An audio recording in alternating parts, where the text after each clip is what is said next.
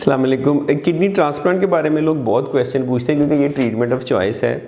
तो मैंने अगेन अपनी बुक में से चैप्टर निकाला है कि इसमें एक रेसिपिएंट होता है जिसको गुर्दा मिलता है, जिसके गुर्दे फेल हैं, एक डोनर होता है। तो पहली बात तो ये है कि ये लिविंग रिलेटेड किडनी ट्रांसप्लांट है, पाकिस्तान में फैमिली मेम्बर ही दे सकता है। डोनर को अगर सही तरह से वर्कअप प्लानिंग असेसमेंट हुई हो तो कुछ नहीं होता।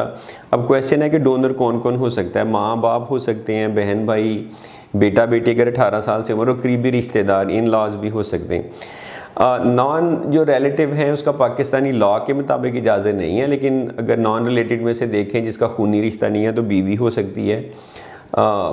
बाकी उस तरह से अलाउड नहीं है, लेकिन पूरी दुनिया में होता है, वो भी गुर्दे उतने ही सक्सेसफुल हैं।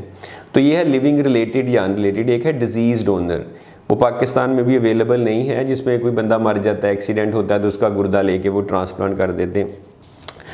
जो जिसने गुर्दा डोनेट किया है ना, उसको थोड़ा सा ज़्यादा रिस्क प्रोटीन का या ब्लड प्रेशर का होता है, पेशाब में प्रोटीन आने का, गुर्दे फेल होने का उसका रिस्क आम लोगों से ज़्यादा नहीं होता। अब जो मेन टेस्ट है ना, छोटे छोटे सारे टेस्ट करने के बाद उसमें आप ब्लड ग्रुप ज़रूर करते हैं, वो एक होना चाहिए, उसमें पॉजिटिव नेगेटिव का कोई चक्कर नहीं होता। टिश्यू टाइपिंग और क्रॉस मैच होती है। ब्लड ग्रुप में ये कि अगर तो आपका ओ है ब्लड ग्रुप तो आप किसी को भी दे सकते हैं, और अगर आपका ए भी है तो आप किसी से भी ले सकते हैं। अदरवाइज़ ए वाला ए को देगा, बी वाला बी को देगा, ए बी वाला ए बी वाले को दे ही सकता है, लेकिन ओ वाला किसी को भी दे सकता है और ए बी वाला किसी का भी ले सकता है। ख़रीद और बेच नहीं सकते आप गुर्दा। कॉस्ट जो इसकी आती है पाकिस्तान में, वो अगर किसी गवर्नमेंट सेक्टर में कराएं, SIUT, शेख सैद वगैरह में, तो 2-4 लाख में हो जाता है। प्राइवेट में 10 से लेके 20 लाख तक इसकी कॉस्ट आती है। हीमोडायलिसिस से आपकी हमेशा जान छूट जाती है। दवाइयाँ इसकी हमेशा खानी पड़ती हैं। वो जो दवाइयाँ हमेशा खानी पड़ती हैं उसकी एवरेज कॉस्ट 30 से 50 हज़ार हो सकती है। अब जब सर्जरी करा के दोनों घर चले जाते हैं, डोनर ने डोनेट कर दिया, तो अगर डोनर को किसी तरह की भी पेन हो, बुखार हो, ब्लड प्रेशर ज़्यादा हो, पेशाब में प्रोटीन आए, क्रिएटिनिन ज़्यादा है, तो उसे फॉलोअप करना चाहिए।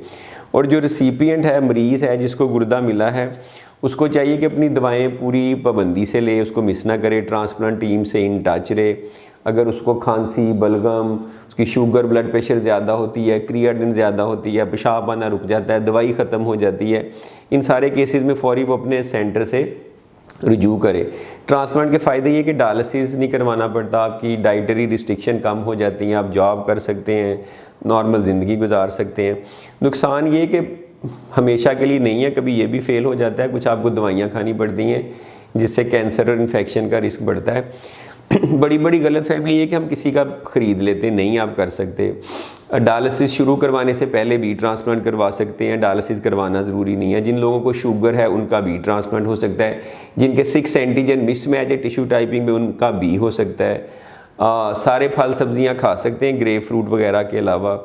और जिन्होंने ट्रांसप्लांट करवाना है, जो कैंडिडेट हैं, लिस्ट पे हैं, वेट कर रहे हैं, वो ब्लड ट्रांसफ्यूजन ना खामखा करवाएं, क्योंकि उससे फिर कुछ एंटीबॉडीज़ बनती हैं, फिर वो रिजेक्शन कर सकती हैं।